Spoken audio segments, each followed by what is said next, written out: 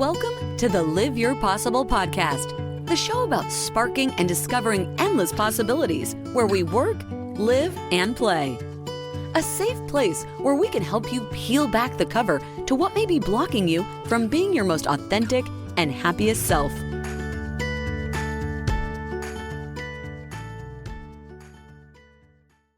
Today, I'm excited to welcome Jeff Koziatek to the show. Jeff is an artist and entrepreneur. He worked in the entertainment industry for over 25 years, where he produced award-winning films and national touring shows, acted for film and television, owned a complete event management company, and performed over 5,000 shows. He's now a certified coach, international keynote speaker, and a trusted advisor. Jeff works with his clients to do more of what they want, less of what they don't, and love the results. Jeff once made a monumental decision to not provide for his family through a life insurance policy.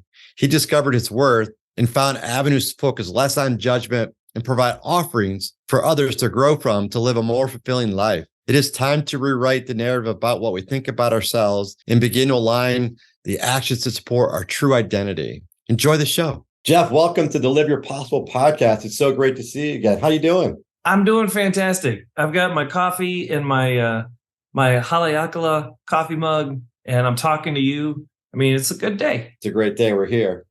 And we have a lot of opportunity ahead of us, and I can't wait to cover what's going on with you. First of all, I'd love to know, hey, what are you passionate about these days? Man, the thing that gets me out of bed is intrinsic worth. Helping people stand on a cornerstone of intrinsic worth. You know, I use the word worth. A lot of other people use the word significance or identity. But I really feel like that is the cornerstone that shapes everything else. Whether we're looking for our worth and significance outside of ourselves or inside, changes everything in terms of how we show up for relationships and how we feel about our life in general. So that's what I'm passionate about. That's what I'm all about, Darren. I love it. And it seems like that's connected to your highest purpose. That's what you're bringing out to the world every day. That's what it seems like to me. Aw, thanks. Well, you know, I come out of an entertainment background where I had the chance to cross a lot of different social boundaries and meet a wide variety of people in all stages of life from all different backgrounds. And, you know, you do that more than 5,000 times all over the country, and you see this through line. I mean, everybody has to answer the question, what is their worth? And then the follow-up question, where does it come from? And I thought I could see that and do nothing, or I could try to help. And when I can help people shift that perspective and stand on a cornerstone, a rock solid cornerstone of intrinsic worth, and then watch how their life changes. Oh my gosh. I mean, I'm not going to lie to you. Having 1,000 people plus stand up and give you an ovation feels really good. It feels really good. But when you're sitting across the table from somebody and they make that shift, and not only they make a shift mentally, but they feel it in their heart. Oh my gosh, that's equally as fulfilling, if not more so. Bringing joy to the world right there, to yourself, but not intentionally to yourself, right? Helping other people, and you're feeling the reward just based on people giving you a standing ovation, or like you said, more importantly, someone just opening their heart back up and seeing what's possible. Yeah. It's, I mean, my whole vision is to empower and encourage other people. So the opportunity to do that on a one-to-one basis with the coaching is huge. And then even as a keynote speaker, to be able to offer that encouragement from the stage, you know, that's me in a nutshell. Help. No, I mean, have you always thought that way? Have you ever always had that approach with your passion, your purpose, even back to your childhood? Is this something that's always been in you, or how'd you get here? 100% no. No.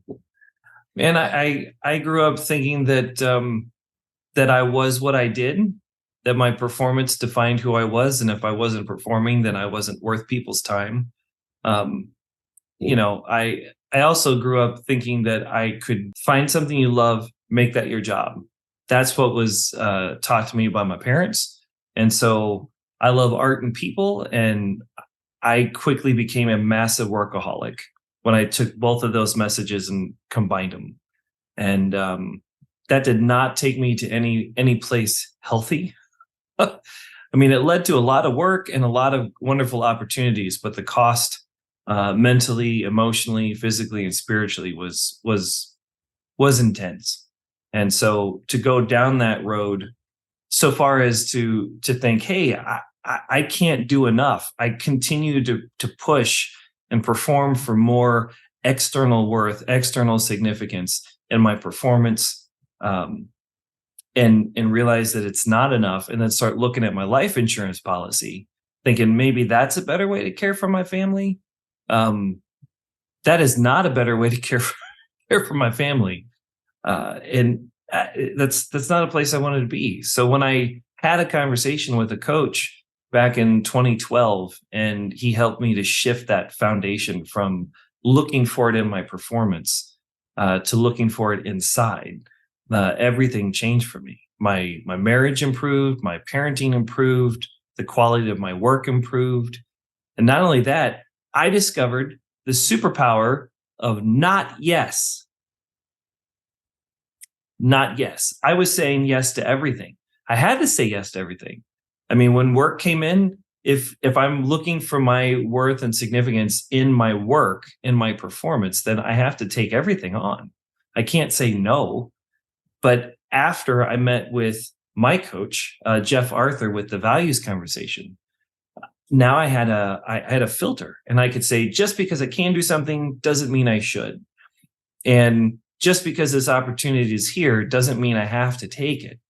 Like, let's spend time with my wife. Let's spend time with my kids. Let's spend time just taking care of me so that I can take care of everybody else. It was an incredibly pivotal moment for me. Yeah, incredibly pivotal. From the thought of actually taking care of your family just through an insurance policy is pretty scary, pretty dark. I'm super appreciative of you're talking and really hearing you impact the world and making a difference, not only for your family, but everybody you interact with, right? So that would have gone away. Thinking about your impact. And I'm just curious to learn a bit more about how you got to this point from a standpoint. Are you a pleaser? Like, you're an entertainer. Do you try to please others and maybe you've forgotten how to take care of yourself? Was that part of it?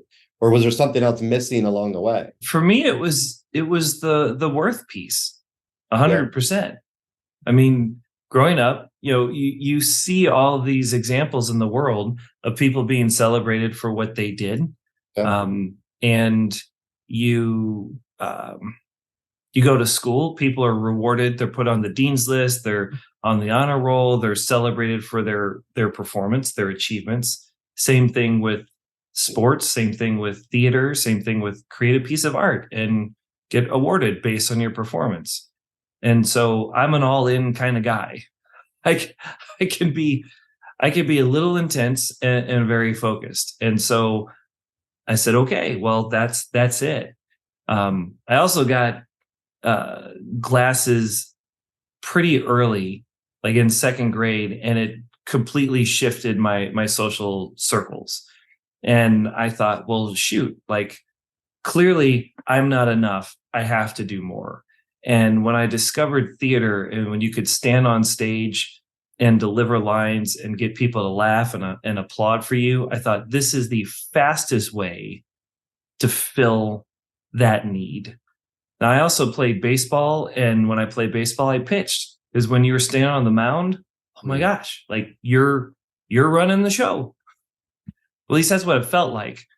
And so for me, performing was the best option. Yeah, you could create art, but oh my gosh, 1,000 people smiling, cheering, that feels really good. And when you have a huge hole in your heart that says, I'm not enough, I need to do more,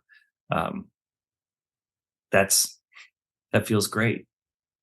And how did you close that over time to identify your worth is from within? It was with my coach, because back in 2012, I had a video production business, a photography business. I was performing. I had all this stuff, and everybody said, you need to focus. I'm like, how do you focus when you are what you do? And if I'm doing what I love, how do you say no? It's like cutting off an arm. Like you can't do that. But at the same time, everything was maxed out couldn't grow any of my businesses beyond where they were because there was only so much time in the day. So when I sat down with a coach and he helped me to shift that, he really,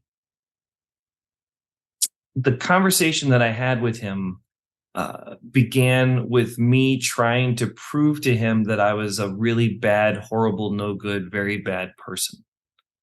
That I had done all these things, which made me unworthy, which is why I was trying to prove or atone through all of my stuff. And I would share things with him and he would say, okay, so same time next week.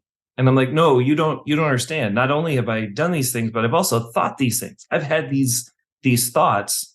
And I shared with him things that I had not shared with anybody else to prove him wrong and me right. And he just sat there and he continued to engage with me without judgment and kept coming back. And I'm like, who the heck are you? Like, nobody does that. Nobody does that except Jeff did. Jeff did with me. And that allowed me to drop my defenses and take an honest look at what was going on and then choose a different path. Yeah. Yeah, the judgment word, that's a tough one. I mean, as you talk about performing, pitching, delivering, we're immediately judged. Did someone laugh? Did someone applaud? Did you get that person out? Right. So you've been going through these roles where you're immediately getting feedback. And judgment's a tough word when you think about fixed mindset or growth mindset and how you move forward. So how did you get past that point of not feeling judged anymore in general? Of not feeling judged by other people? Yeah. Ooh. Well, it's funny you asked that. I wrote a book. I believe that everyone has intrinsic worth that cannot be lost, stolen, increased, or decreased. It is always full all the time. On a scale of 0 to 10, you're a 10 no matter what. And yet, our feelings about that, our perception of our worth can change on a moment-to-moment basis. And when other people judge us or they criticize either our performance or what we're doing or they criticize our character, it's really easy to take that personal and then have it slow us down. So sometimes that can affect our perception.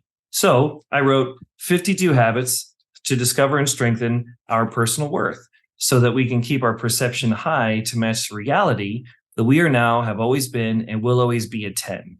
There are 3 really big components to that. It's building out the compass that I work on with my coaching clients, that I work on with the organizations that I coach.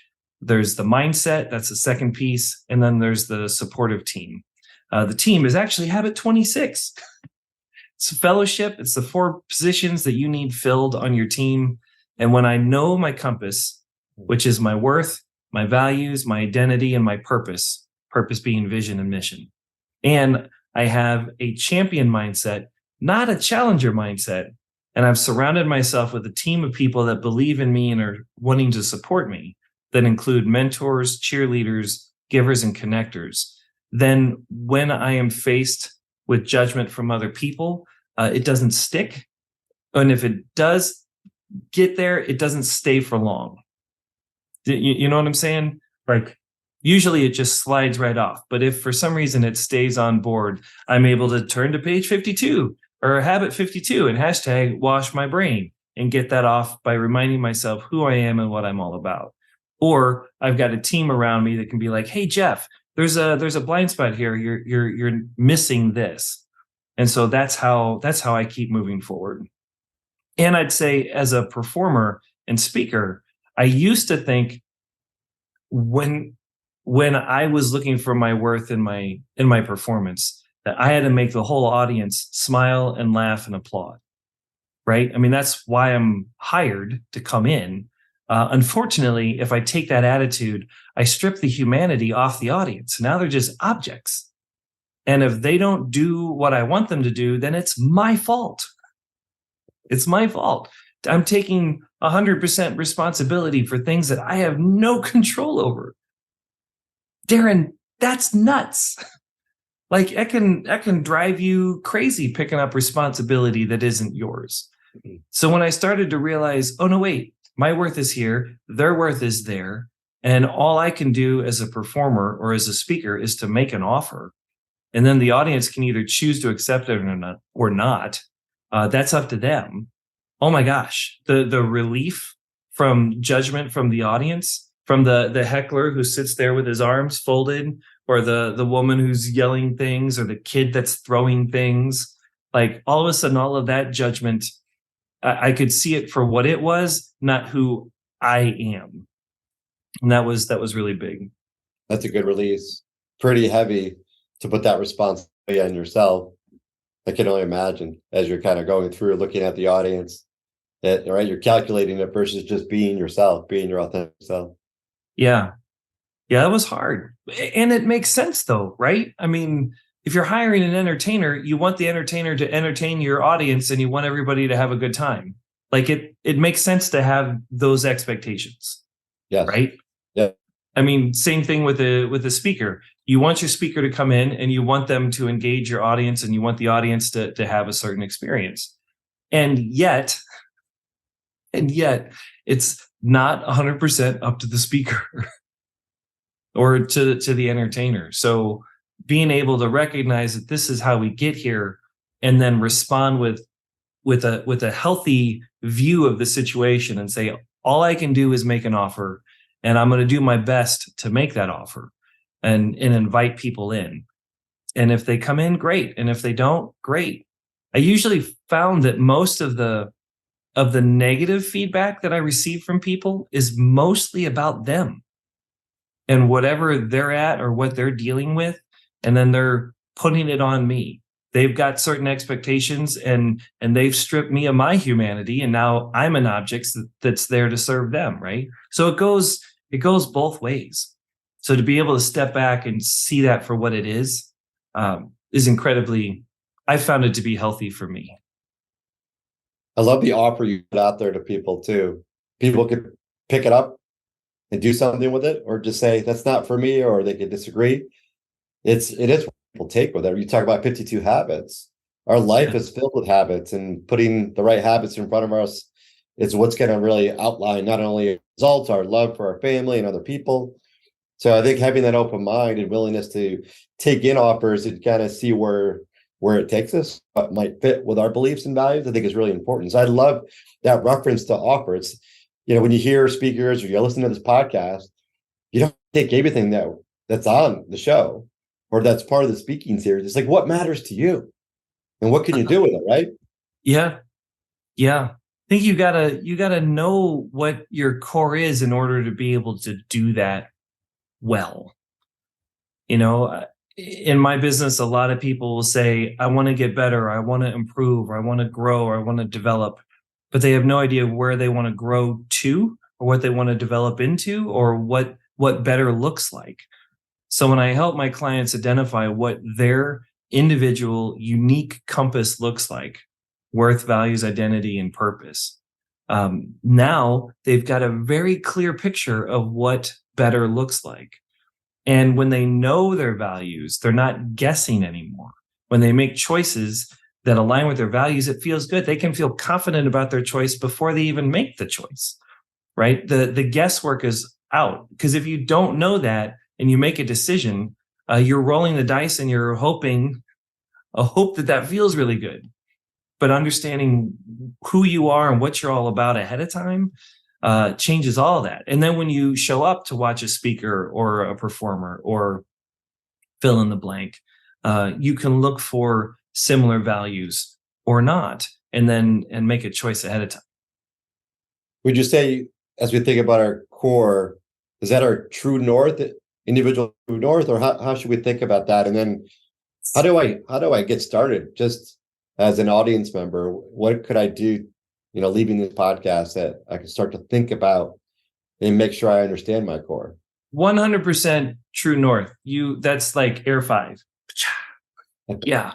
I mean, when you know your compass, you know true north in any situation you face. what does that person do with those values, with those skill sets, and is here to do this way? Worth, values, identity, and purpose. Something you could take right now, a quick action step that doesn't cost anything. You can go to my website, coreauthenticity.com, and download a free values assessment. It's free. It takes like maybe 10 minutes, but to fill that out and really clarify, what are your guiding values? I believe that all the choices that we make in life come from our values.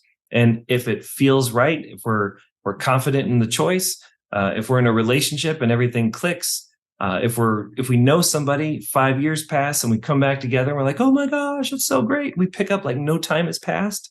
Chances are there's an alignment of values. On the other hand, if we're constantly second guessing ourselves, if we're in a work environment or a relationship where all the boxes are checked, but there's still conflict, there's very high probability that there's a misalignment of values. So knowing the values ahead of time can really help with that. You can do that with an easy free values assessment.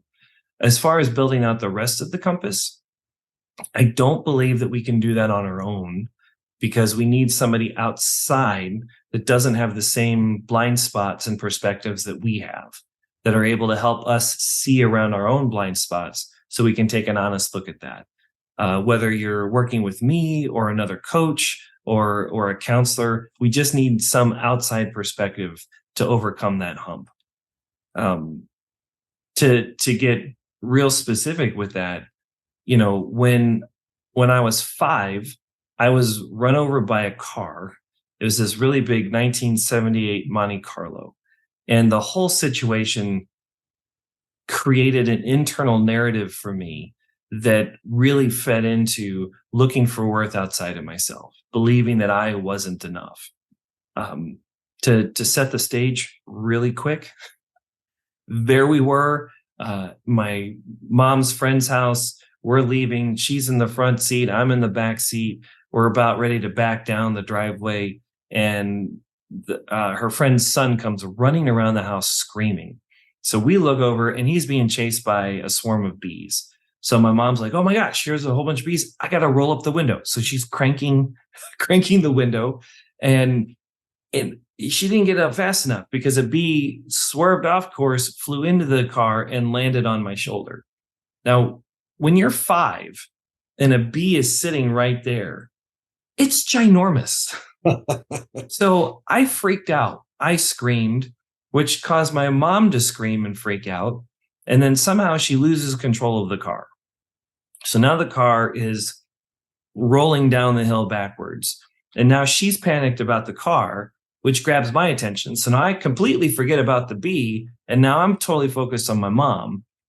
And she can't stop the car for whatever reason. So I fling open the door. This is a 78 Monte Carlo. So the doors are like really big, and throw the door open, jump out of the car and start pushing on the door to stop the car. Cause that's all I know to do as a 5-year-old. I mean, what else are you supposed to do? But it's a 78 Monte Carlo, Darren. Like, that's a big car. Okay. I'm 5. Like, there's no way I'm going to stop it. So, but I don't know that. I'm 5. So I'm like pushing. I mean, big Shazam Superman fan, like this is what you do. Right. And it didn't work. The door knocked me over. I fell half under the car and I watched the front tire roll over my stomach. Oh my God. And then we end up going to the hospital. They're like, oh my gosh, was this kid run over by a car? This doesn't make any sense. Like, there's nothing broken. But then they come in and they see the tire track over my stomach. And they're like, oh, well, okay, I guess it did happen. We don't understand this, so let's keep him in for observation for a few days. So I end up staying in the hospital, and then finally released days later. The problem with this situation is that as kids, we all take ownership and responsibility for everything that happens to us. Not our responsibility to pick up. Yet I did it anyway, yet we all do it. And so in this moment, I start interpreting this scene like I made the mistake. I responded incorrectly when the bee landed on my shoulder. I caused my poor choice led to people getting hurt, is my mom ended up outside the car. She was in the hospital too. She was pregnant with my brother at the time. And so everybody's like, oh my gosh, is she okay? And so my bad choice leads to her pain. And then I end up getting put in the hospital. And my father, he's trying to work. He's trying to take care of the house. He's trying to take care of his pregnant wife. He's trying to take care of his kid. So he's not in my room very much. So I'm in the hospital alone a lot. Right. So not only do I respond wrong, but I hurt people. And when that happens, I get abandoned and left behind. And so you pick up this message, and then we start looking for evidence to back up this narrative. And that's how I spent most of my life. So I'm like, well, yeah, I got to prove that I'm more than who I am. So it really fed into all this other stuff. And it wasn't until I worked with another coach to go back and rewrite that narrative. That's this outside perspective. It's a long story to get to this, but I needed somebody else to walk me through that. Like, well, let's look at this as an adult, not a 5-year-old. Your reaction was legit and makes sense. It's natural. What you did, like, let's talk about the characteristics of a kid that jumps in and does that. And let's talk about the choices that your dad made and that your family made and that the hospital made. And so to go back and rewrite that had a huge, huge impact on how I saw my worth and what I do moving forward. Incredible story. Just the vulnerability. I can't believe you had tire marks. I did. No internal injuries that were at least broken bones and no. Unbelievable. Yeah, that's a whole other story. But yeah, it was nuts. But it really fed that core belief that I can't do it right. And then if I step out and do something, people are going to get hurt. I mean, those messages that we pick up as a kid are incredibly powerful. And to go back and to rewrite those narratives in a way that is healthy and that helps us move forward in a working way makes all the difference. That's why we need that outside perspective to come in and help us see around those blind spots that we have, because we don't know what we don't know, and we don't even know that we don't even know it. So if we have somebody else come in like a coach, we can overcome those hurdles, get past the things that are holding us back, and move forward. I agree. I think some of that worthiness, and like I've had some self-doubt questions over my life, and it's like sometimes you're like wondering, like back to your story about why didn't you get hurt? Other people got hurt, and why are you okay? You feel like you caused it when you were actually trying to save it. You're a savior, you're a connector, and it is important for us to understand how we do impact the world. Right? Looking at the positives, looking at the actions we take. It's the actions we take that allow us to break through and overcome whatever's happening, whatever challenge, whatever situation, and to believe that we are trying to do the right thing in the right situation. Certainly making sure we are doing our best at that. Yeah.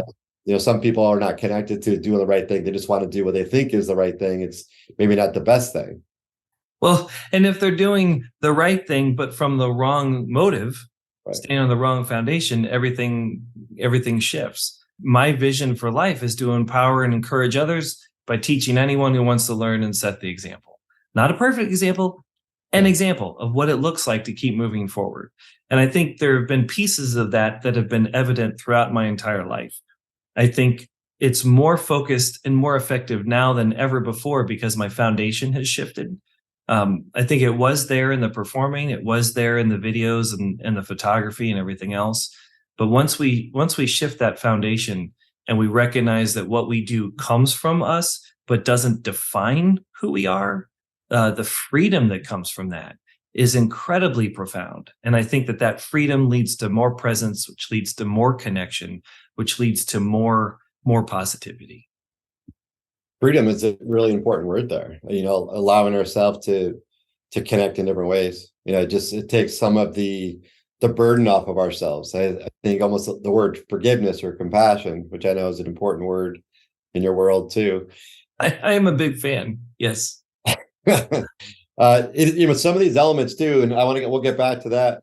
Compassion. you talked about your parents a little bit around do more of what you love, and you kind of, you are what you do. And are there elements you learned from your parents around those messages? You said that came from them. Like what about it? Is it their actions? Was it the work they did? Is that how they loved you, or what they did or didn't do? Like, what are the things that show up for you there? Yeah. Well, my parents always said, find something you love to do and make that your job. So when I told them that I love art and people and I want to be an actor, they said, go be an actor. It's like, wait, you're totally supporting this? Okay, that sounds great. So that was huge. I'll always remember as a kid, we were at church. It was a snowy Sunday. All the snow came down during the service. So when everybody came out to their car, we all had to dig our cars out. And it was cold.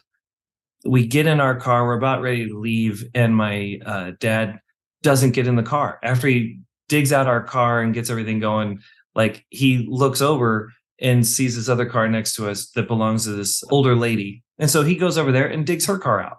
And I just thought, man, we're watching him serve other people in that way, to go the extra mile.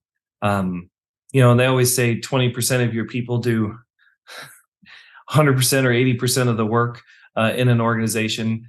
My parents were those people. So they were always serving in the church. They were one of the small group that kept things going. And they didn't have to do that. They weren't being reimbursed. Like it was an outflow of who they were. So that was something really big. And then my father, he would always teach through movies. We would watch a movie and a character would say a line and he would pause the movie and be like, did you catch that, Jeff? And then he'd rewind it on VHS and then play it again to make sure that I heard it. And there was this one movie that we'd watch called The Last Starfighter.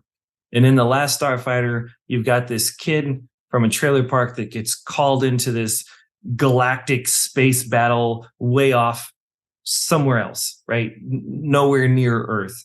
And the kid's like, this isn't for me. And so he goes back home, and the guy that's taking him back home, he's like, here, take this communicator. So if you change your mind, we could get you back into the fight. And the kid goes, nah, I'm just a kid from a trailer park.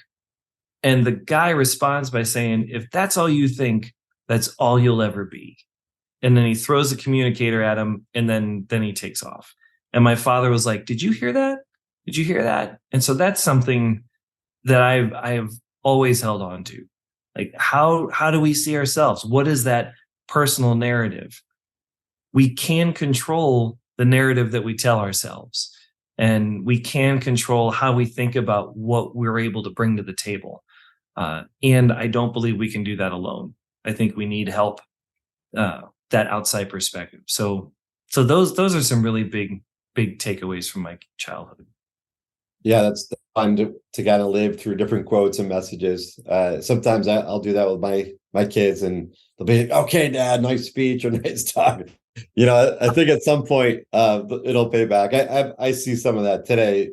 And Jeff, you're a dad. Like, how are you, leading by example, with your family and your kids? Like, how does that kind of, now you have a different role, right? So you learn from your mom and dad, in particular through movies and other examples. So how is that kind of paying itself forward? My sons love to give me trouble. They'll be like, yeah, Dad, we know it doesn't align with our values. I'm like, you're listening. This is great. Yeah, I'm always looking for opportunities to teach. And it's seasonal, right? So when my kids were younger, it was more of a love them phase. I wanted to make sure that they felt like we love them no matter what. I really wanted to pour into and affirm their intrinsic worth, regardless of what they were doing. So that was huge. And then as they got older, it switched into more lessons. So we would watch movies and I would do the same thing. I'd also look for opportunities around like, hey, well, here's another life lesson. And then my family started giving me trouble. Like, oh yeah, life lessons with Dad. Like, well, it's the season, like some people pay for this with my coaching. You get it for free. You're born in. You should be thanking me, kids. So we do that. And then, and now that my oldest is getting even older, now I've switched more to more of an advisor role, because I want him to make mistakes and I want him to try it out here while he's still under our roof, so that we can walk with him through that, so he feels empowered to try some new stuff and figure things out in a relatively safe environment. So, my kids, they'll share something and I usually ask them, like, okay, well, do you want feedback? You want me to ask questions? You just want me to listen? And usually they'll tell me what they want. So we model that. When I make a mistake, I go and apologize, and I apologize specifically. I'm like, listen, I should not have done this. There are other ways that I could have handled that. And so I try to own my stuff, and I try to be upfront with my emotions and let them know that it's okay to have more than two emotions as a guy, and let them see that. And we talk it out. And the fruit from all of that, from setting the example for my kids, has been incredibly profound. Like, we don't do this so that we get ROI, but man, my wife got diagnosed with breast cancer last year. This is in 22. And she had to go through a bilateral mastectomy and do chemo and do a full hysterectomy and have her ovary. Like, it was nuts. And it happened like, oh my gosh, you have this. We're going to start scheduling everything in less than a month. And we're like, what? So it was a massive shift to my life. I hired a coach so that I would be there for my family, so that I was taking care of me, outside perspective, right? And we had the coach for the month of April through her initial surgery. Everything was great. So what did I do, Darren? Because I'm human, I said, I'm good in May. I'm okay. And I let my coach go. I had other coaches, but the one that I was doing daily touches with, I let her go. So by the time mid-June comes around, my wife is in the middle of chemo treatment. She's fighting to survive. My kids are struggling with, oh my gosh, mom has cancer. And I'm like trying to keep business going in the house and everything else. I just wanted to connect with my family. And one day we're having dinner with my oldest, who was 13 at the time. And he gives me one of those teenage boy answers, one-word answers. You know what I'm talking about? Like, and it just rubbed me the wrong way. And I was like, so instead of saying anything or lashing out, I just grabbed the kettle chips on my plate and I crushed them, Darren. I crushed them and it felt so good. Like the sound, the texture, everything. My wife was like, do you need to go out? It's like, no, I'm fine. Let's start crushing chips. And my 13-year-old looks at me and he says, do you want to go check on the cats? And he was volunteering at this woman's house because she takes in rescued cats. And I said, sure, because I just wanted to connect. And so we go to the cats and we're playing with them for like 5 to 10 minutes, just talking about whatever with the cats, what's going on. And then my son, my 13-year-old son, says, Dad, are you stressed? And then he asks me, what's got you stressed? So I give him a list, like appropriate for a 13-year-old boy. Here's my list. And then he asks me, well, do you have a plan? And then he asks me, what are you doing for you?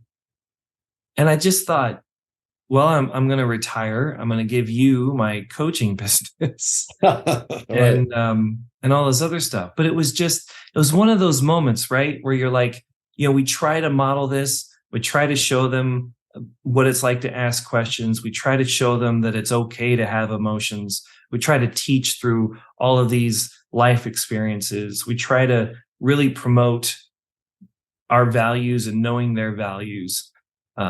and being intentional, living intentional with life, not reactive, responsive, not reactive. And instead of waiting to see, like, let's intentionally design. And so for my son in that moment, to turn around and become a mentor for me, was incredibly powerful, and just re-emphasized for me the necessity for outside perspective. That's a long answer to your question, but that's what we're doing. He was there for you. And it's, Yeah. we talk about paying it forward, paying it back, and definitely listening. Sometimes we think our kids aren't listening, and your approach on teaching versus telling is pretty important for folks to be able to respond versus react. I think that little significant word difference of teach versus tell, right? A lot of people, parents, leaders, coaches, it's not about telling, right? It's kind of offering those solutions and ideas, holding each other accountable. And I do think we could have accountability reminders, or people or friends, coaches, absolutely. But it could be our kids, being able to listen to our kids. Like you're willing to listen to your kids versus get upset is a message in itself. A lot of people wouldn't listen. They would still be crushing the chips and worried about what's ahead. And I hope your wife is doing well, and everybody is doing okay at this point in time. Oh yeah. The end of the story. She's cancer free. She's healing now. We're on the other side of all the treatments and stuff. And so yeah. So 23 has been the year of fun. We are living life. That's great. kind of important to know. How does that story end? Yeah, for the audience, I wanted to make sure they heard that all's good, because I know you were on a recent trip together, so I'm assuming the best. Yeah. Well, I mean, we just canceled so much stuff, and we thought, we don't know how much more time we have. We don't know how able we will be for very long. So we're going to go out there and do the best with what we've got, and live our possible now, as opposed to waiting to do that sometime in the future. So yeah, that's been huge. And you're right though, with the teach and the tell. I use teach and coach. So those are the two words that I would use. I used to teach people all the time how to juggle. Like, here's how you juggle 3 things. Yeah. These are all the things you need to know. And then 3 years ago, a guy, I believe he's in his 60s, he's missing a couple fingers from farm accidents when he was a kid. He wanted to learn how to juggle, and he didn't know how to juggle. He'd never juggled before. And I said, do you want me to teach you or coach you? And he said, I'll take coaching for $500. I'm like, great. Okay. So here we go. So I show him what juggling looks like so he can see it, right? We have a clear picture of true north, going back to the compass. And then I hand him the 3 balls. It's like, okay, now you try it. So I just empower him. This is where we're going. Give it a shot. And he tries it. He makes some mistakes, and then he looks at me. I'm like, all right, well, what worked? What didn't work? What do you want to do different next time? And so instead of telling him what to do and micromanaging the situation, it was all about empowerment and walking him through the assessment and the reflection piece and encouraging him along the way. So then he picks up and tries again. I got to tell you, that guy learned how to juggle faster than anybody I ever taught how to juggle. And it was through coaching. I wasn't telling him what to do. I was empowering him. I was encouraging him along the way. And it was profound. I don't want to go back and teach juggling ever again. I just want to coach, because it's amazing how fast people will learn. Love the distinction. And it does sound like your 13-year-old son. He was coaching you with his inquiry. Oh yeah. Yeah, he totally was. Which makes me feel really good. He said the other day, all the kids at school refer to him as the counselor. And I'm like, right? And you give me all that trouble about what I do, and look at what you're... Okay. That's beautiful. Yeah. In today's day and age, for the kids, for adults, it's hard. It's hard to be yourself. It's divisive. Right? There's a lot of things that are challenging what we believe. Or we're told certain things. We're told who we hang out with at school or at work. It's like, how do we truly allow ourselves to be our true self, our core authentic self? How do we do that in a way that we communicate it effectively? We can actually be who we are, or not offensive to some? Or what do you think? What's your reaction to that? Or how would you respond to that is a better way to say it. In like 5 minutes or less? Well, it's going to circle back to where we started with the worth piece. Yeah. When we see ourselves as a 10, lacking nothing, when we recognize that our worth is intrinsic, not tied to something external. And usually when we're looking for it outside of ourselves, we're looking in one of 5 places, either our performance, our property, our appearance, our circumstances, or our relationships. Performance could include knowledge. Our relationships could include our political views, our spiritual views. When we start looking to all of these other things out here to bring us worth and significance, it's never enough. It always runs out and leaves us in a position of having to earn more. It's like putting us in this scarcity mindset. So like we have to go out here. To use Carol DeWick's term, it's fixed. I am not enough. I have to go out and get it. When that happens, we adopt a challenger type mindset. When the challenger shows up, we either compare ourselves to other people and play the victim, which makes it impossible to be our core authentic self, right? Because now we're like, oh, so-and-so has it better, especially look at them on social media. I'll never be enough. Or we compete, and it's all about trying to be the best. And so when we're doing that, we're not present in the moment. And with our relationships, we're 100% focused on getting more and being on top. And when we're doing that, it's hard to be ourselves. Or we start to contend. When the challenger contends, it's I'm going to be the best, and I'm going to make sure that you're down here. So we start sabotaging and attacking other people so that we get up top. When we're competing, it's just focus on us. When we're contending, I'm going to be better at your expense. Or we start to control. And if we're controlling everything, then it's I'm going to put this mask on. I'm going to stand this certain way. I'm going to control what you see, what you don't see. And we're not ourselves. When we live as a challenger, that is incredibly exhausting. And there is a lot of cost that we pay for that. We're no longer living what is fully possible. Now we're just stuck in survival mode. On the other hand, when we see ourselves as a 10, then we can live with the champion mindset. The champion mindset that says we are enough. And if I see the 10 in me, I can see the 10 in you, which changes everything. When the champion shows up, he doesn't, or she doesn't, they don't compare, compete, contend, or control. The champion engages and can be honest with what's going on without just being destroyed. To say, look, this is where I'm at. These are the things I do well. These are the things I don't do well. This is what's happening. And based on that, then they can equip. What do I need to move forward so that I can be my core authentic self? And then after that, how can I empower myself to lead, succeed, or fail without judgment? Without judgment, because I am more than what I do. I'm more than what happens to me. And then encourage along the way. So if we're going to unleash our core authentic self, we need to stand on a cornerstone of worth, that we are enough. We show up with that champion mindset to engage, equip, empower, and encourage ourselves. And then we can hit champion 2.0, where we start to engage, equip, empower, and encourage other people. And we keep moving forward that way. And then we need that team, like we talked about earlier. If we don't have the team, we will fall off, and 1 degree here turns to 90 degrees way down the road. So a team can help us stay on track. I love your energy. I love your messages. I would love to see you in person at an event. Like what's hot today for you out there as you're speaking? What's something that's really critical as you're going to events? That's a great topic these days that gets you fired up. If you're seeing audiences get fired up. Man, I love all my topics. I know it's hard. And you go to the website for folks that are listening. There's a lot of nice topics out there, areas to pick and choose. I got to tell you, I love seeing you juggle out there.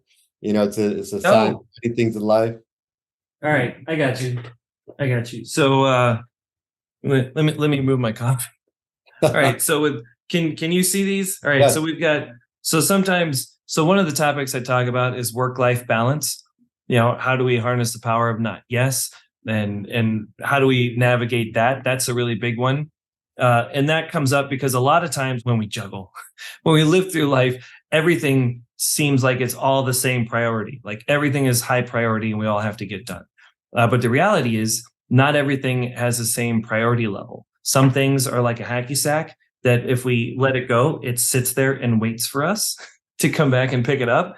And some things are like a bouncy ball where if we let it go, it'll come right back. So we can divert our resources someplace else temporarily. And some things are like this glass ball where if we drop it, it's not coming back, right? So like these three things have different levels of priority and importance. And so talking to people about, the work-life balance so that you can keep all of that stuff in the air, and recognize when you got the glass ball and when you can drop your hacky sack into your coffee. Right? So that's a big one. Did not see that coming. One of the other topics is how we navigate change or challenges.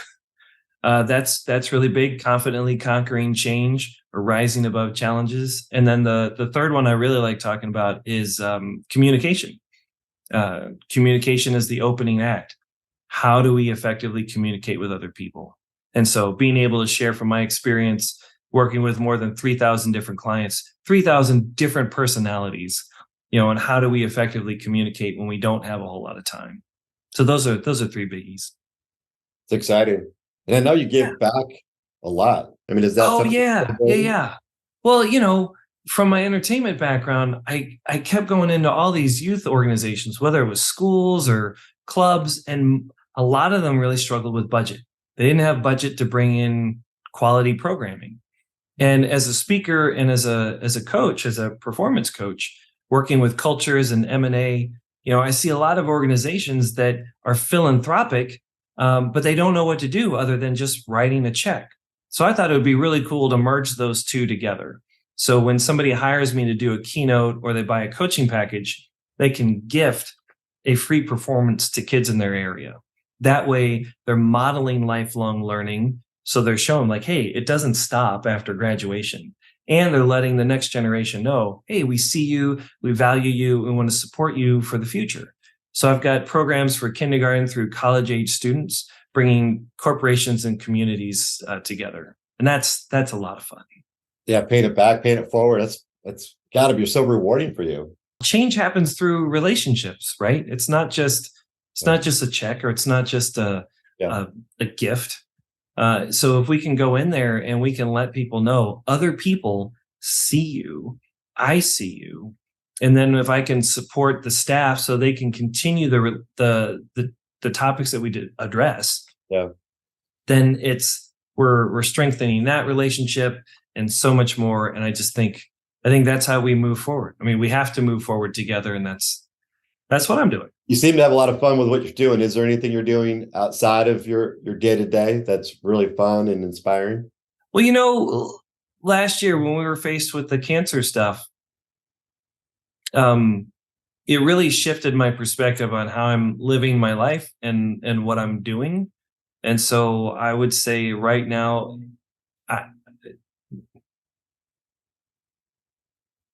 for me, it's about having real conversations with people. So wherever I'm at, whether it's a coffee or the speaking or the coaching, the last 5 years have been brutal on my family. So that's led to writing a new book called, it has a working title, but it's really all about compassion and helping people to love on their loved ones more effectively and not cause so much harm. Because I think it would be great to have a how-to book on that for the person that's not been trained in emotional intelligence or taken psychology and sociology classes. So that's really exciting. I love shooting photography. I think that's very inspirational for me. When my son asks, "What are you doing for you?" Shooting photography brings me joy. Editing brings me joy. Running, spending time with my kids, watching them do cross country or inline hockey, like it's spending time with my wife, all of that stuff. And bourbon. I've discovered bourbon and whiskey. That can be inspirational as well. Well, all of it's very balanced. A lot of good components there, and I'm excited for your book coming out too. And it sounds very in touch with your worth, your personal stories, how to help us connect better with our families, how to be human again. It sounds like, I'm curious too. What's the timing of that, so we could all take a look and watch you guys publish your second book? The goal is summer or fall of 24. Okay. So if people want to stay in touch with that, they can shoot me an email and be like, hey, just, put me on the list. Let me know what's coming, or we can connect on LinkedIn. I'll be doing posts there. I don't know, man. I think when we see somebody that we love and we care about going through some kind of pain, like, it hurts us. We don't want to see them suffering, and we don't want to suffer either, because we feel bad, especially if there's nothing we can do to stop the pain. And unfortunately, that motive can lead us to do some things that actually come across hurtful and don't really help our loved ones, and it doesn't really help us either. So the book is supposed to be it's going to be vulnerable. I'm going to be sharing from my life and what we've experienced. But at the end of the day, the book is a how-to book. If you want to do these 6 things, stop, turn to page 46, work through this first. And then if you've been given the offer, if you've been given permission, here is a restored version of these 6 things that actually do what you want to do and offer the good and the connection so that your person can heal. I'm really excited about that. I'm excited for it too. We'll be on the lookout. I have to look forward to my copy. So we'll reconnect for sure. I'm curious too, any last final comments you'd like to share with our audience about truly identifying their core authentic self and finding their true north? And all of this is possible for everybody. I believe it. I know it. And it can seem like a lot of work. So how can you help us to break it down simply to get started? To simply get started, take the values assessment. It's free. It takes like 10 minutes. If you don't have what I call a compass, if you don't know true north, then you just end up staying busy and you just buzz all over the place and you don't make progress. So figuring that out is really important. So reach out to me or reach out to a coach that you know, or another counselor and work through that stuff. Because once you've got that, it's like they used to say rockets fail their way to the moon. They know where they're going, so when they get off track, they can course correct back and they eventually land where they're supposed to. Knowing your compass will help you make progress in your life. So values thing is great. For the worth piece, either you're looking for an internal or external. For me, that comes from my faith, but you don't have to share my faith for me to treat you as though you were worthy. And if faith isn't your thing, we could go with Albert Einstein. Albert Einstein said there are only 2 ways to live life. One is as though nothing is a miracle, and the other is as though everything is a miracle. So pick one, and pick one that works for you, that moves you forward. If nothing is a miracle, that's going to throw you into the challenger mindset, and you're going to compare, compete, and contend and control. If you're living as though everything is a miracle, then you're living in the champion mindset. You are free to engage, to equip, to empower, and to encourage, and go back and forth there as necessary. And then I guess last but not least, if you are struggling with relationships, either personally or professionally, I don't believe you will see worth in somebody else beyond what you see in yourself. You have to see yourself as a 10 so that you can see the 10 in other people. We might value what they can do for us, or we might value what they've been through, but we won't see worth in the person. So getting that cornerstone right, that's a choice every day. That's why habit 52 in the book is wash your brain. It's not a switch to be flipped. It takes consistency and repetition. So that would be my long-winded answer to your question. Choose how you want to show up. Challenge or a champion. I am a 10 or I am not. And then figure out what your guiding values are. That's a tremendously wonderful place to start. And then get some outside perspective to clarify who you are as a person, not your roles, not your responsibilities, who you are, your identity piece, and clarify your personal vision and mission. And then see what the next step is. Jeff, thank you so much. I appreciate as it relates to all your vulnerability, all what you shared, how we can overcome challenges, and all the tools, the coaching, and the ideas you've shared with us today. I'm honored to know you, my friend. I love you man to man. You're the best. I appreciate the changes you're making in the world and how you overcame your own challenges to make a difference, right? You're here. You're making a difference every day. And your family is going to pay it forward for all of us. So thank you. I appreciate it. Thanks for being on the show. In the words of Morpheus, we are still here.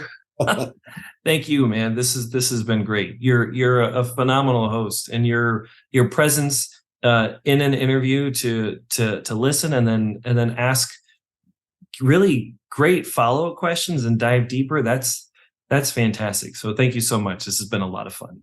Wow. Jeff is quite the speaker and entertainer. What a fun guy to be around and interview.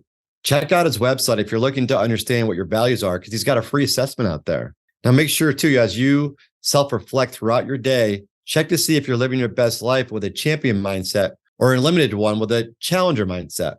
Consider his book if you're looking for help.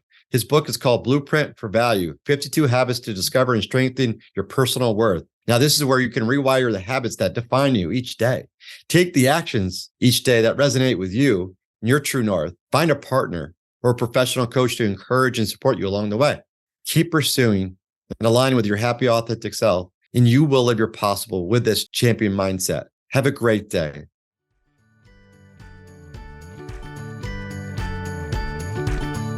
That's all for today's episode. If you liked the show, please don't forget to like, share, and subscribe so you don't miss the next one. Live Your Possible dares to unlock your fullest potential and become an avenue for others to do the same. Join the community by visiting ignitehappy.com. It's time to discover endless possibilities with equal opportunity for all. See you again next week for more insights on how you can live your possible.